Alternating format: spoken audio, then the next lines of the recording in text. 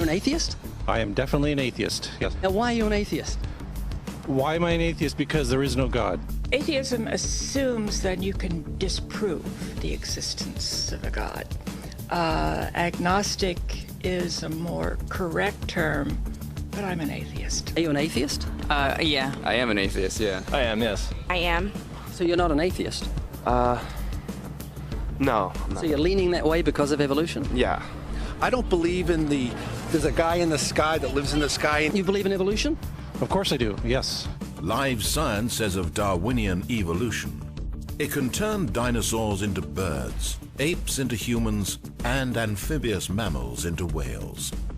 What Darwin showed in his work on evolution and natural selection is that we don't need to invoke any supernatural force or power to account for the development of life through time on Earth. The ongoing processes that are observable in today's world. You think it's a belief?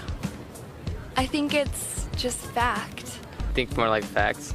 There is too much evidence to ignore. Do you think it's a belief? No, it's science. It's the way it happened. It's logical. You know, all the scientists pretty much agree with it. It's more of a fact. When did you start to believe? When I started to think for myself. When did you start believing? When I took my first biology class. It all started to make a lot of sense. The teacher made it very, very easy to understand.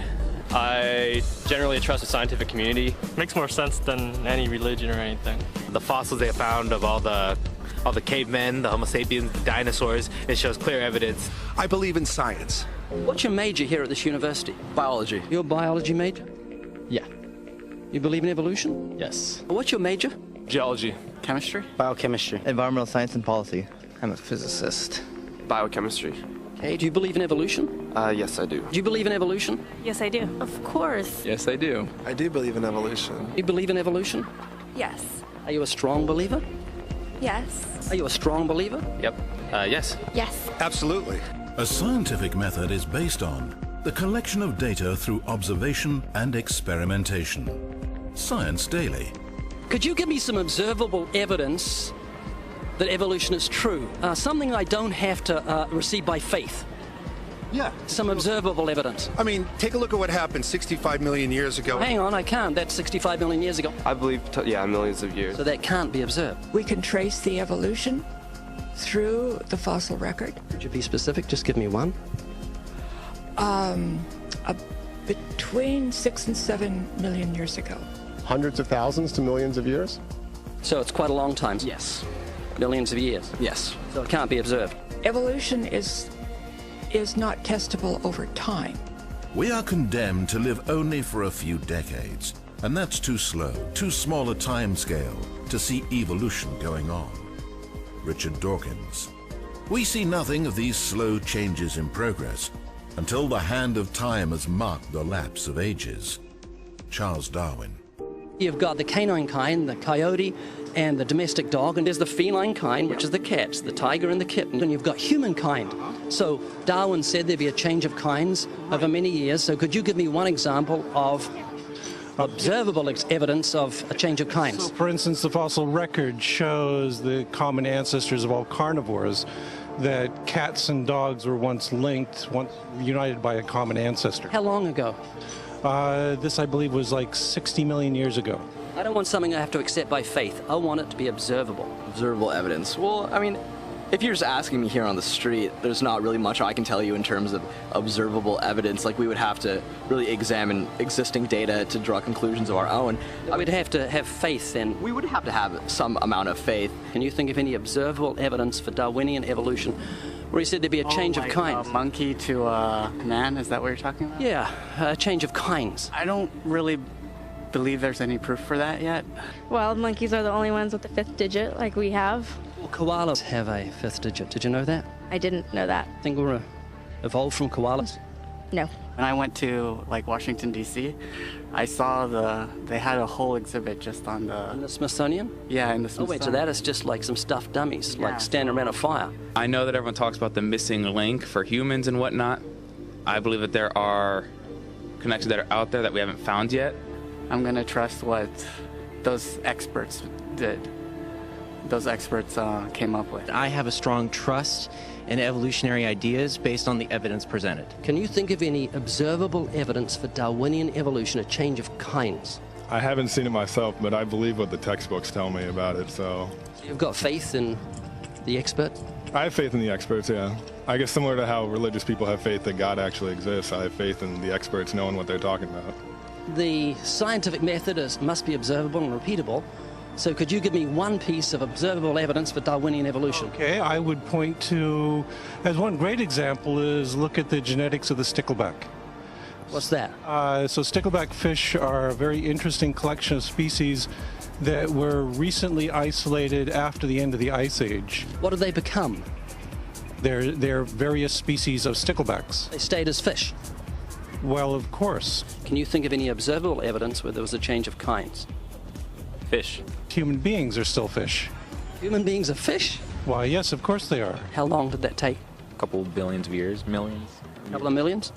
How is that observable? It's not. We came out of the ground as a mammal, and one mammal created... Come out of the ground? Didn't we come out of the sea? Huh?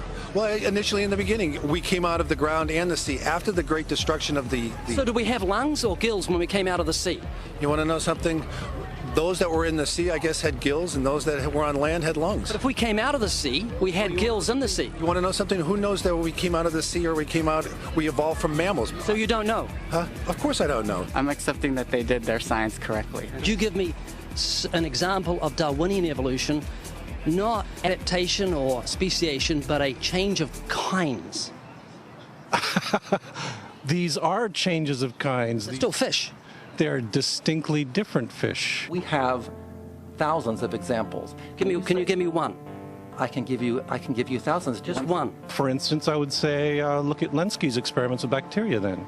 So what did the bacteria become? The bacteria are still bacteria, of course. So that's not Darwinian evolution. That's not a change of kinds, is it? It is a change. It is a change in the genetic makeup of the bacteria, which is still bacteria. So what did the bacteria become? A new kind of bacterium. So it's still bacteria. There's no change of kinds. To summarize, the observable evidence that you give me for Darwinian evolution is bacteria becoming bacteria. No, it is bacteria acquiring new metabolic capabilities. You said before that there is lots of evidence for evolution. I just want one observable evidence for Darwinian evolution, just one. But I gave you some. You don't want... Not some, I want one. Wait, you don't want that. I want one. Yes, I do. I'm pleading with people. You asked me to tell you when I've watched one species evolve into another. Isn't that right? No, one kind into another. There's 14 different definitions of species. So I want a change of kind. When you're talking about kinds or change in families, you're actually talking about macroevolution. You're talking about changes on the level that separate, say, cats from dogs. So could you give me any examples of Darwinian evolution? Well, when you say examples of that, then you have to sort of look at over a longer time frame. It has nothing to do with faith. Faith is something that I have to, unseen, I have to believe in. That's it, unseen. Look, do you believe evolution? Of course I do. Are you a believer in evolution? Yes, I am. When did you start to believe evolution? I started to believe evolution when I started to think out for myself. Is evolution a belief? Well, you know something? Evolution is a thought process. Is coming to terms and checking out all the alternatives, like taking a look at the religion, man-made religions. Let me ask you again: is evolution a belief? No, evolution is, well, yeah. In a word, yeah, I could say it could be a belief. When you say change of kinds, you mean the evolution of one species from another or to another? Yes, we have that in action, actually, in the Galapagos. Could you give me one instance? Yes, we have an example from a group of birds called Darwin's finches. And you take a look at the difference between the finches on the islands that all started out. I mean, that's very, very observable. But that's not Darwinian evolution. There's been no change of kinds. What do the finches become? They become genetically new and anatomically new, recognizably different species. So they're still finches? Well, of course, they're still finches. Yes. So they're not a change of, there's no change of kind. Little birds that he had observed. What did they become? Their beaks, their beak shapes. They're still birds. Yes. 3 finches that turn into different types of birds based They're on still the finches. Well, for example, Darwin and his study on evolution of the birds on the island that he went on to there. Their beaks changed? Their beaks. They're still birds. There's no change of kinds. That's within the kind. Just evolution on the beaks. So that's called adaptation. It's not Darwinian evolution. There's no change of kinds. There's no different animal involved. I want something that shows me Darwin's belief in a change of kinds is scientific. Darwin spoke of a change of kind. Can you think of any observable evidence for Darwinian evolution where there's a change of kind? Change of kind. Change of kind. I'm gonna have to think about that one a little longer. You give me anything that I can see, observe, and test, which is the scientific method for Darwinian evolution, a change of kinds. Test and observe.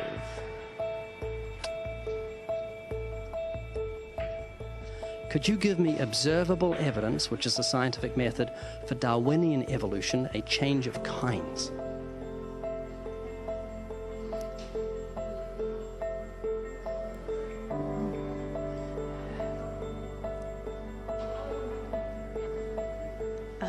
I gotta think about it.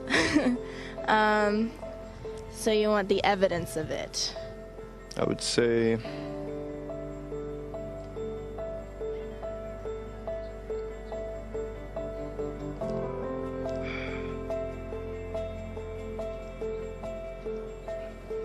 I cannot, I think.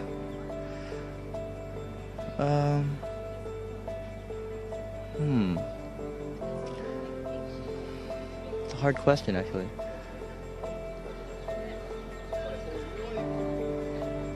Mitochondrial DNA.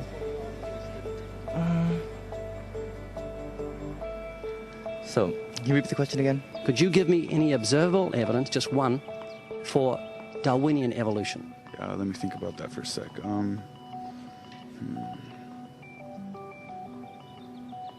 Observable evidence, something where we don't have to exercise faith. Something that can be observed, like the scientific process, observable. That's a good question. That one I'm not quite sure. So you can't think of any observable evidence for evolution? No.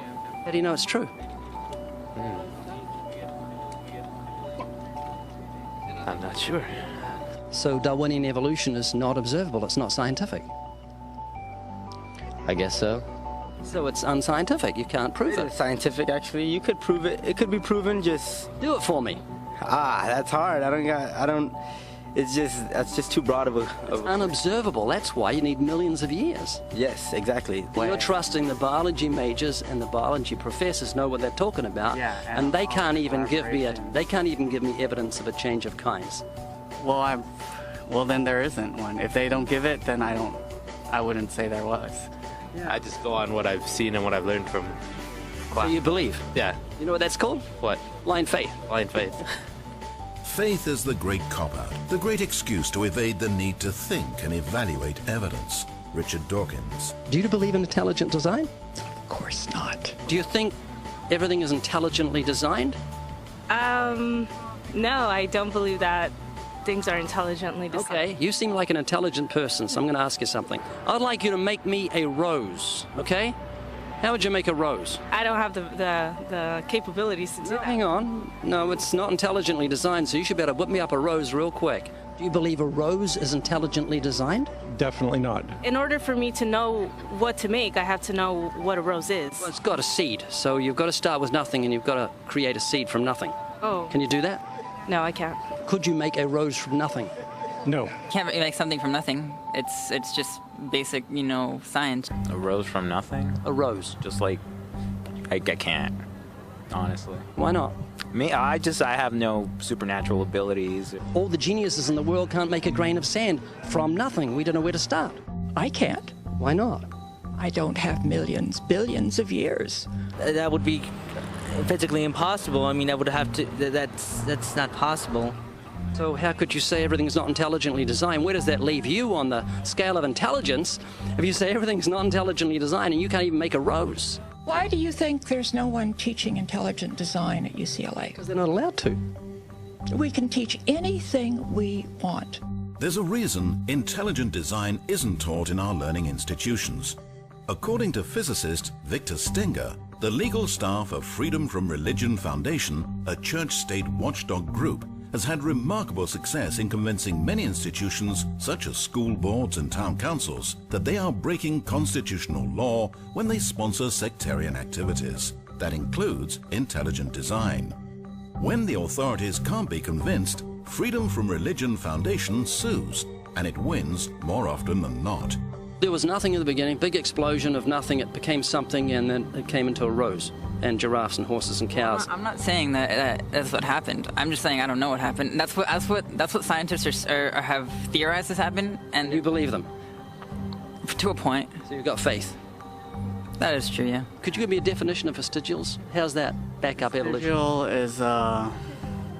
is like, I'm not a biologist, so I'm kind of fuzzy here, but it's like a remaining organ that is not used. Like, for instance, our appendix. Rabbits have huge appendix for digestion of grass. We still have a vestigial appendix organ. The appendix has no use? Which we can think of right now. Your coccyx bone, that was, many people regard that as the tail of the humans. The human tailbone is said to be vestigial. That is, it's an evolutionary leftover proving that we're related to primates. However, it's not a tailbone, it's the coccyx vertebrae. The tailbone derived its name because some people believe it's a leftover part from human evolution, though the notion that the tailbone serves no purpose is wrong. The coccyx is an extremely important source of attachment for tendons, ligaments, and muscles. Evolutionists also claim that the appendix is vestigial, but it's not. The appendix is actually part of the human immune system. According to Scientific American, for years, the appendix was credited with very little physiological function. We now know, however, that the appendix serves an important role in the fetus and in young adults. Among adult humans, the appendix is now thought to be involved primarily in the immune functions. I would consider myself an atheist, yeah. Can you think of any famous atheists? I believe Neil deGrasse Tyson. Neil deGrasse Tyson said, "I can't agree to the claims by atheists that I'm one of that community." Can you name a few? Famous atheists. Apparently not. Start with Isaac Newton.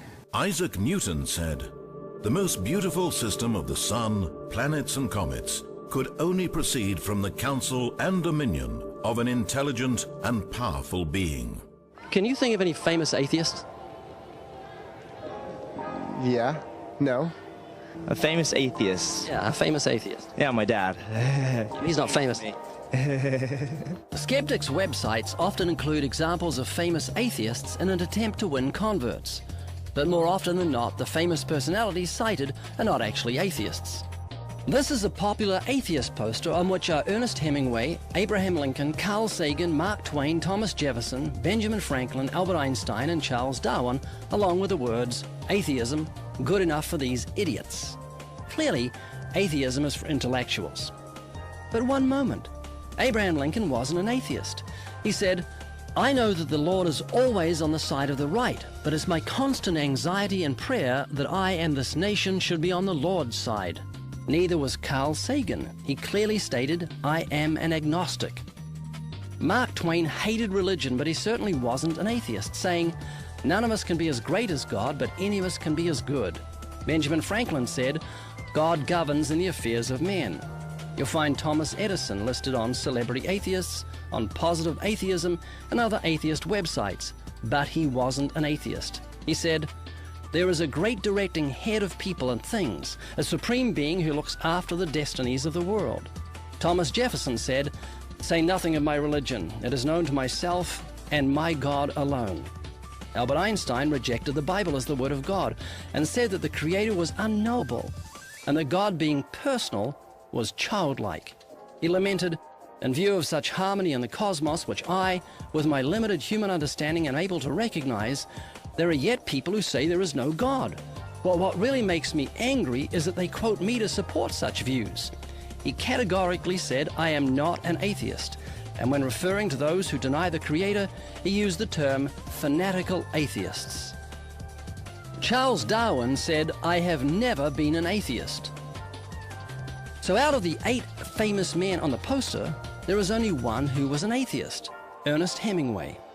According to his biographer, back in 1961, Hemingway, quote, pushed 2 shells into the 12-gauge Boss shotgun, put the end of the barrel into his mouth, pulled the trigger, and blew out his brains.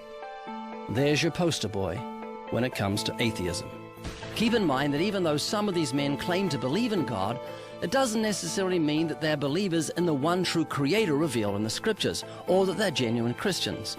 However, when atheists use theists or agnostics to promote their godless agenda, they're being dishonest. Then again, coming from those who claim that morality is relative to each person, convenient dishonesty should not be a surprise.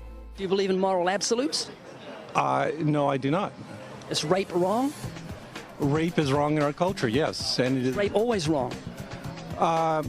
It depends on your beginnings. If you say that you have a respect for other human beings, then yes, rape is always wrong. So there are moral absolutes. Is rape absolutely wrong? In my opinion, it is. Who makes the rules? We do. So if Hitler made the rules and he had the majority... If Hitler made the rules, yes, we would be living in a society that Hitler would consider moral, but which I would not consider moral. Did Hitler put into practice survival of the fittest? No. What was he doing then? He was murdering people. That's survival of the fittest. That's not survival of the fittest. It is. It's the lion eating the antelope. No, there's much more to evolution than just this kind of crude kill and be killed model that you have in your head. But I have seen a quote from Richard Dawkins saying, evolution in its rawest is incredibly cruel. It is. Yes. That was Hitler putting evolution into practice. That does not mean it was moral. Nobody It was immoral. Nobody's claiming that evolution is a moral process. Evolution is a very harsh and cruel process. Do you believe in evolution? Yes, I do. You have a dog? Yes. Love your dog? I do love my dog. Yes, I do. I love animals. Okay. Well, your pet dog and your rotten neighbor are drowning. You'd only save one of them. Who would you save? That is a tough one. You only save one? Why are you hesitating? I think I would save my dog.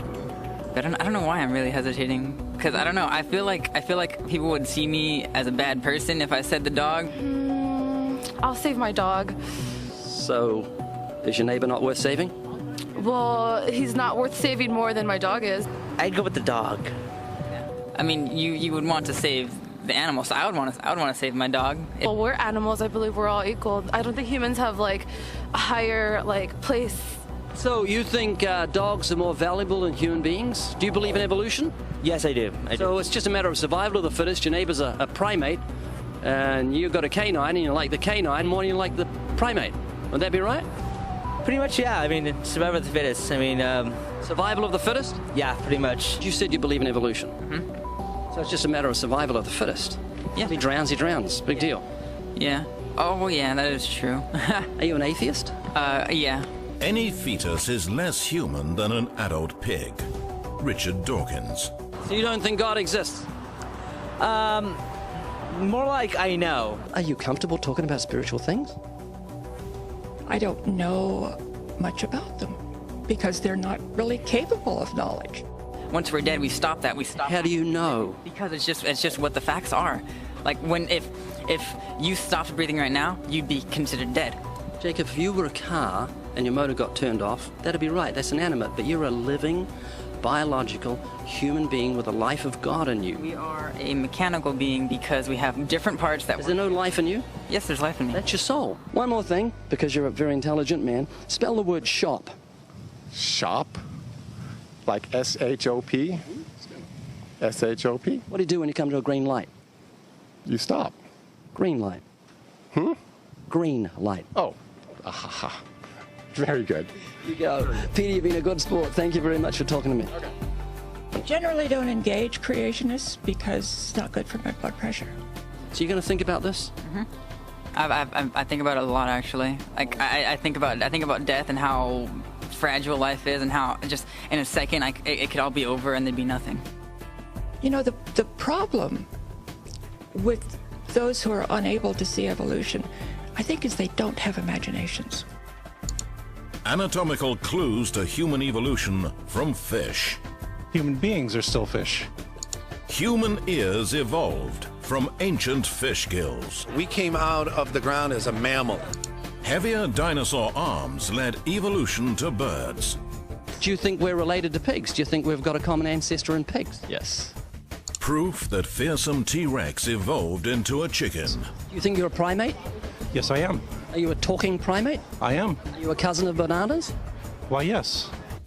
When whales walked the land. I'm accepting that they did their science correctly. I generally trust the scientific community. I'm going to trust what those experts did. Those experts came up with. Darwinian evolution rests on faith. And once again, according to Richard Dawkins, faith is the great cop-out, the great excuse to evade the need to think and evaluate evidence. Darwinian evolution requires great faith. The knowledge of God, however, is clearly seen by all mankind. For since the creation of the world, his invisible attributes are clearly seen, being understood by the things that are made, even his eternal power and Godhead, so that they are without excuse. Because although they knew God, they did not glorify him as God, nor were thankful, but became futile in their thoughts, and their foolish hearts were darkened. Professing to be wise, they became fools